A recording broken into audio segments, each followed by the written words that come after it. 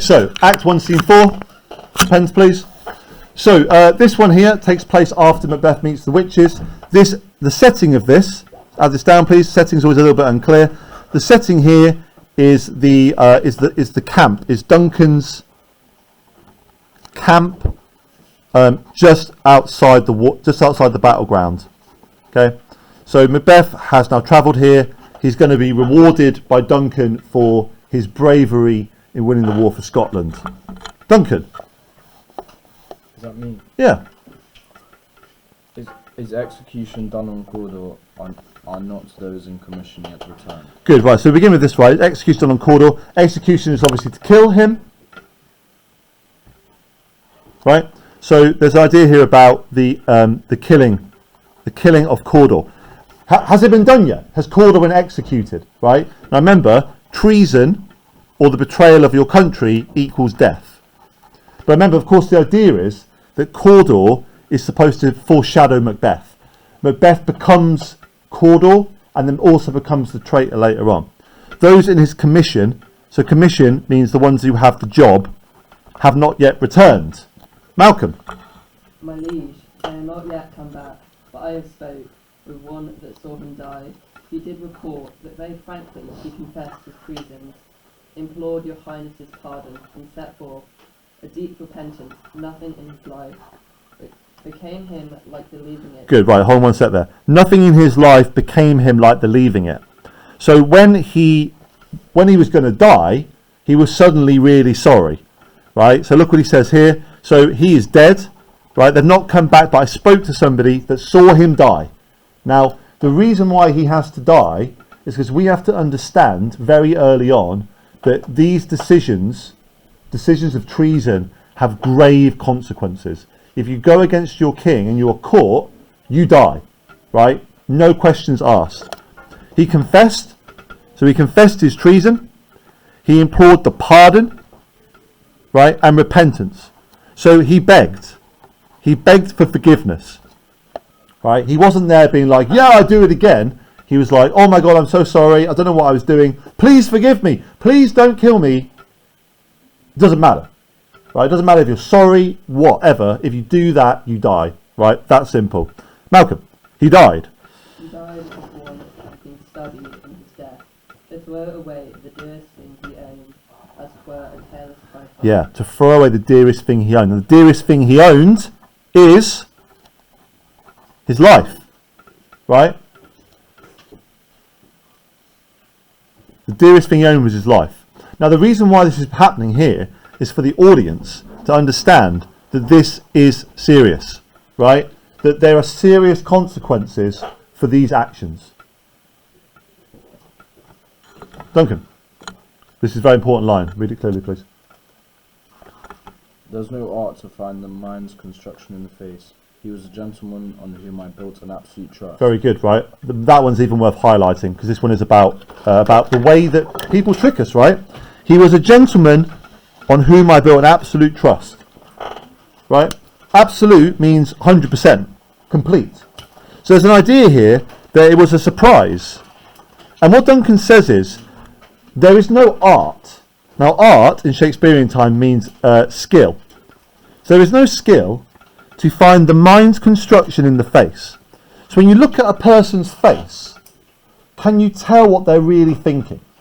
And he says there's no way to tell behind a person's face what they're really thinking. So what he's talking about here is the idea of what we call the facade, right? That people can lie. They can tell you to your face, they can say to your face that they love you, or that they follow you, they worship you, but then behind your back, they can do these things. Now this, of course, again, is another example of foreshadowing, because what is going to happen right now is that Macbeth is going to come in and do this exact same thing. He has visions of killing the king, but he's going to be all like, oh my lord, and pretend that he doesn't. Now again, what we also have here is duality. Okay, that a person can both have certain thoughts, but also present themselves as not. And so Macbeth Banquo, Ross, Angus. Now these four here have travelled since 1.3. So they've been they were together at the end of Act 1, Scene 3, and they've been travelling and they've arrived at the camp. Duncan. O worthiest cousin, the sin of my ingratitude even now was heavy on me. Thou art so far before. That swiftest wing of Recompense, yes. recompense is slow. To overtake thee would thou hadst less deserved. That the proportion both of thanks and payment. Good, so let's just pause here a sec, right? So Duncan is being very gracious. So he is gracious and he is happy at Macbeth's return, right? O worthiest cousin. Now remember, the O in Shakespeare is always about emotion. So he's kind of overcome with happiness. Now Macbeth is thinking right here, I'm going to get made king, right? Because he's saying all this stuff to me. Worthiest cousin. Remember, they are family. People often forget this. They are the same family. They are the royal family. So he could be picked. It is possible. The sin of my ingratitude. He says that I have committed a sin because I cannot thank you enough, right? The sin of my ingratitude, even now, is heavy on me. So I feel bad because I cannot give you the level of thanks that I want to, right? So there's an almost idea of like an endless thanks. But notice that Duncan is a good king, right? Duncan doesn't go, yeah, you should do it because I'm the king. Duncan is still kind, he's still gracious and thankful. Okay. Turn the page. Last little bit for you, Duncan, please. Might have been mine, only I have left to say, more is thy due than more than all can pay. Very good. Let's underline that, please. More is thy due than more than all can pay. So due is your reward. Okay. So he says, you are owed more than I have to give you. Right? So it is, again, a infinite gratitude. Now again, Macbeth hears him and he goes, well, the greatest gift you could give me of all gifts would be to choose me as your next king. So he's hearing these words and he's thinking, it's coming, right? He's going to pick me. And he's not, because that's the problem. The service, now this is so two-faced, right? I'm going to put this right here already. This is so two-faced. Because we know that Macbeth is thinking about killing Duncan, right? The service, underline, and the loyalty I owe in doing it pays itself. So he says, I don't need payment, right? The love I have for you, my king, the service, the loyalty is payment enough, right? I don't need the rewards. Your Highness's part is to receive our duties. Okay, underline please. And our duties are to your throne, the state, children and servants, which do but what they should, by doing everything safe towards your love and honour. Now he is really playing the part here, right? So he says, no, I don't need the reward. I just want to be a good, decent citizen, right? The state here, circle that please, is Scotland. So he says, my honour is to serve you, your throne, your children, your servants, and Scotland, right? Now this, of course, is what we would think of as an honourable person, right? The idea is that the country over self, right? So you don't matter. What matters is the country and the king, and you don't need rewarding. It's your honour, it's your duty. Notice he uses the word duty lots of times. Duty, loyalty, service, right? All of these words are about this idea of honour and duty. Okay? But of course, we know that he doesn't really think that. What he thinks is, I want power. So you have this duality going on here, right? Hello? Yes. Will do. Yeah, will do. Marissa, you've got an appointment reception. Okay. Leave your stuff, it's fine. You can catch it. You can watch this later on. Duncan! Welcome hither. I have begun to plant thee and will labour to make thee full of growing.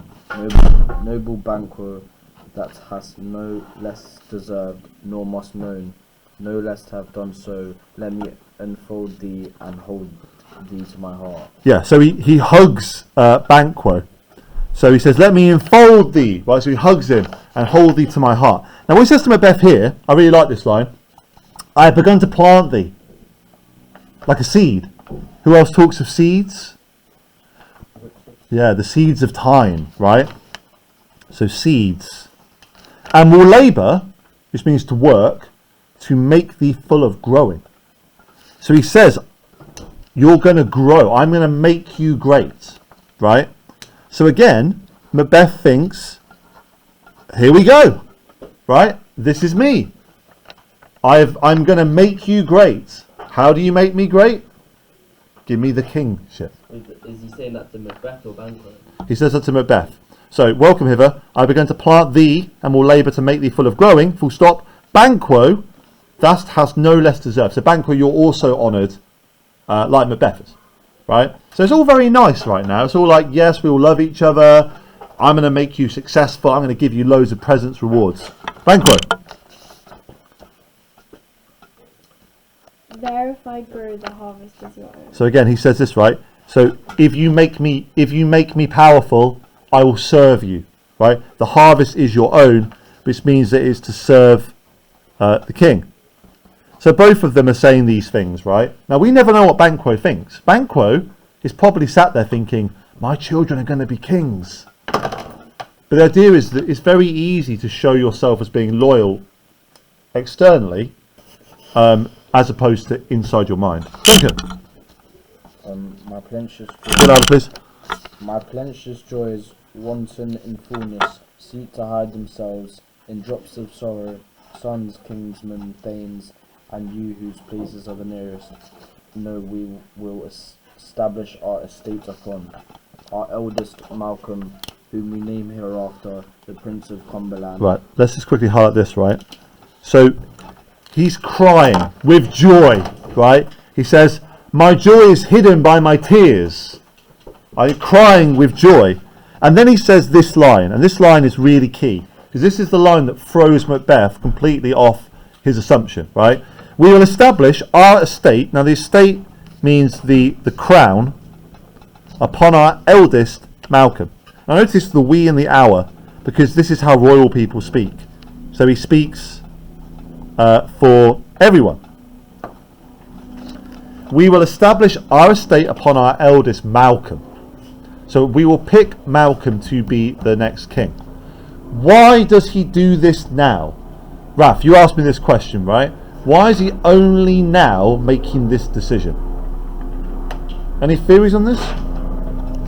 Let's put this here. Why now?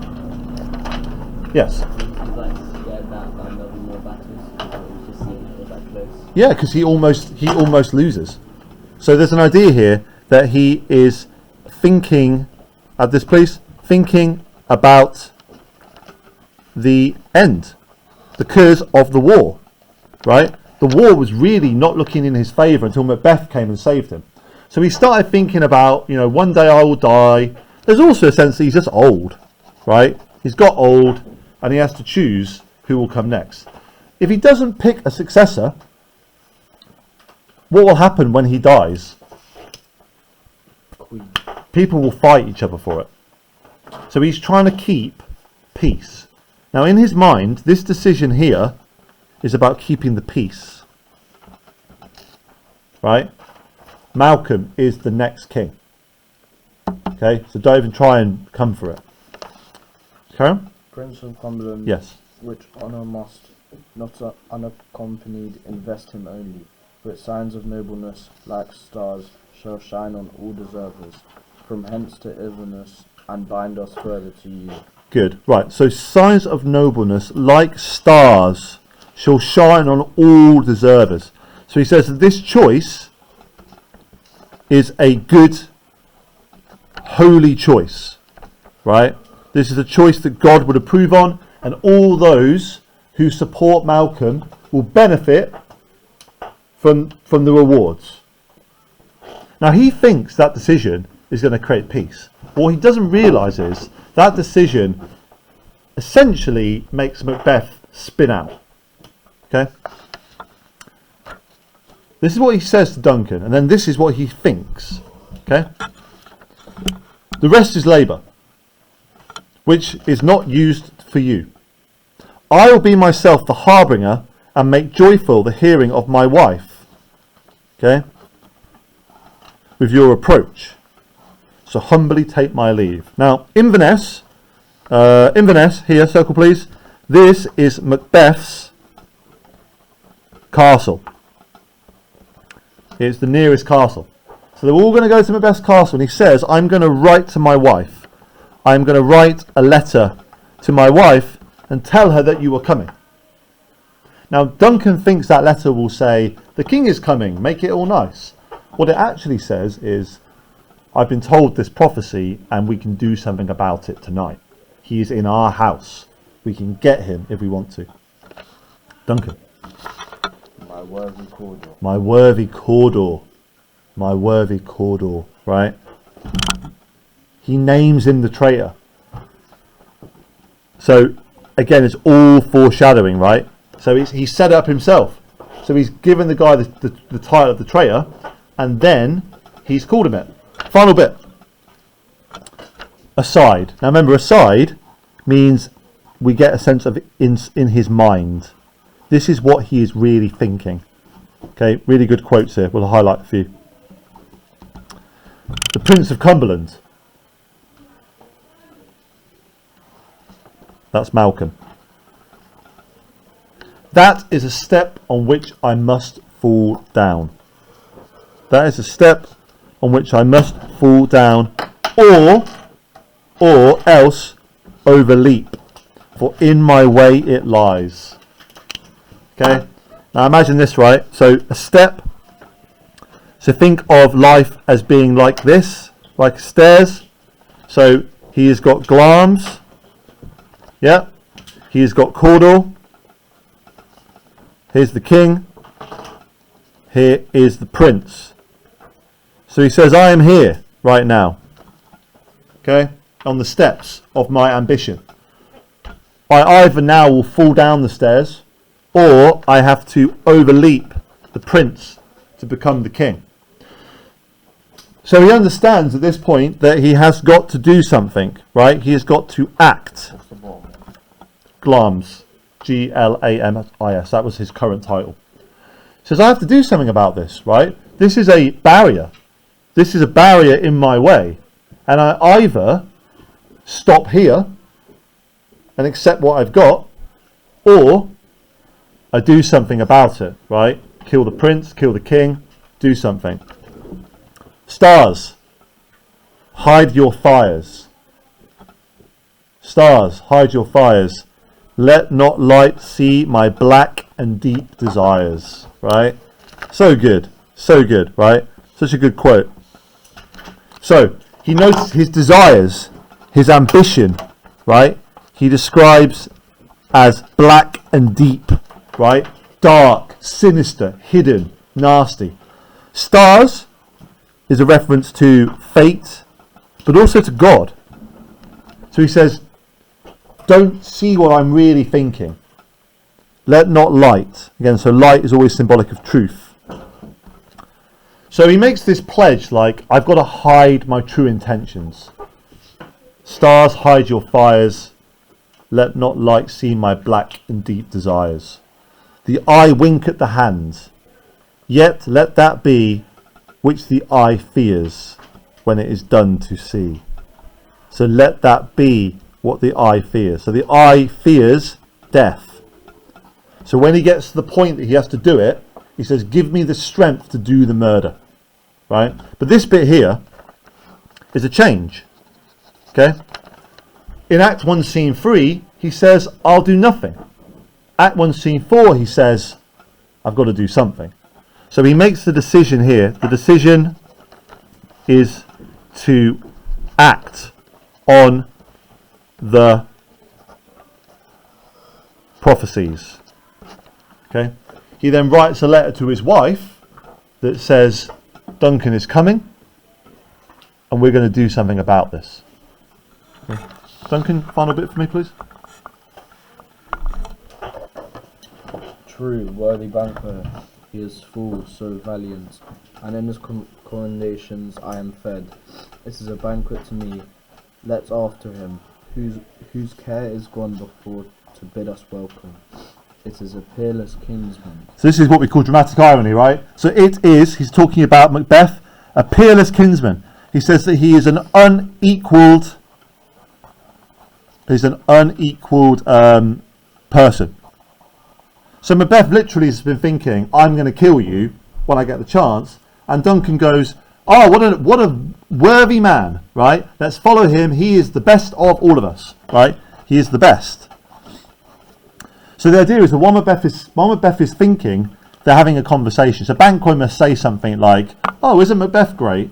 And he goes, yes, it's true. He is so full valiant. So he compliments Macbeth 3 times, right? Compliments, but of course it is dramatic